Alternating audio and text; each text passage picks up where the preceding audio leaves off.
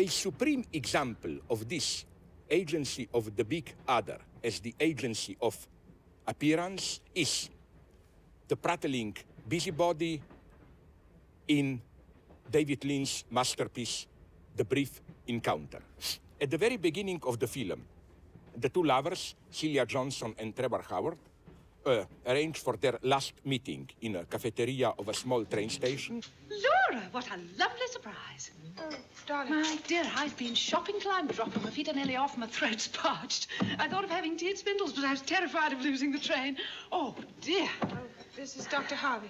How do you do? Would you be a perfect day and get me my cup of tea? I really don't think I could drag my poor old bones over to the counter. Why is this situation so interesting? Because on the one hand, we cannot but experience this annoying lady as a brutal intruder. There's your train. Yes, I know. Oh, aren't you coming with us? No, I go in the opposite direction. My practice is in Shirley. Oh, I see. I'm a general practitioner at the moment. Dr. Harvey's going out to Africa next week. Oh, how thrilling. Instead of the two lovers being allowed at least their final moments alone, they have to maintain the appearances that nothing is happening between them, that they are just acquaintances, and so on and so on.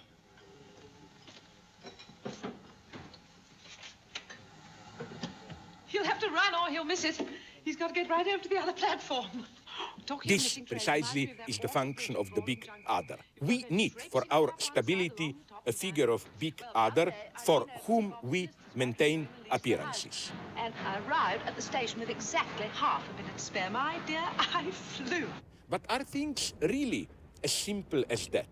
The next scene, the scene of Celia Johnson, totally desperate. She knows that she will never again see her lover. Yes, he's a nice creature. Have you known him long? No, not very long. I hardly know him at all, really. Well, my dear, I've always had a passion for doctors. Then we hear the line of Celia Johnson's thought. Wish I could trust you. I wish you were a wise, kind friend. Instead of a gossiping acquaintance I've known casually for years and never particularly cared for. What is the nature of this deadlock of Celia Johnson? She is split between the two figures in the film of the big other.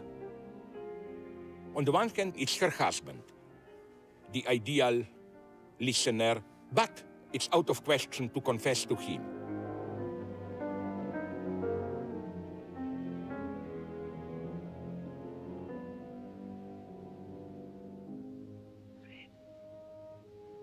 Fred. Dear Fred. There's so much that I want to say to you. You're the only one in the world with enough wisdom and gentleness to understand. Wild horses wouldn't drag me away from England and home and all the things I'm used to. I mean, one has one's roots, after all, hasn't one? Oh, yes, one has one's roots. On the other hand, you have here this stupid person who is available as a confessor, but there is not even an elementary trust. I wish you'd stop talking. I wish you'd stop prying and trying to find things out. I wish you were dead. No, I don't mean that. That was silly and unkind. But I wish you'd stop talking. My dear, all her hair came out, and she said the social life was quite horrid. Provincial, you know, and very nouveau riche. Oh, Dolly. What's the matter, dear? Are you feeling ill again? So that's the tragedy of our predicament. In order to fully exist as individuals, we need the fiction of a big other. There must be an agency which, as it were, registers our predicament, an agency where the truth of ourselves will be inscribed, accepted, an agency to which to confess. But what if there is no such agency? This was the utmost despair of many women raped in the post-Yugoslav war in Bosnia in the early 90s. They survived their terrible predicament, and what kept them alive was the idea, I must survive to tell the truth. If they survived, they made a terrible discovery. There is no one really to listen to them. Either some totally ignorant bored social worker or some relative who usually made obscene insinuations like, are you sure you were not even enjoying a little bit the rape, and so on and so on. They discovered the truth of what Jacques Lacan claims. There is no big other.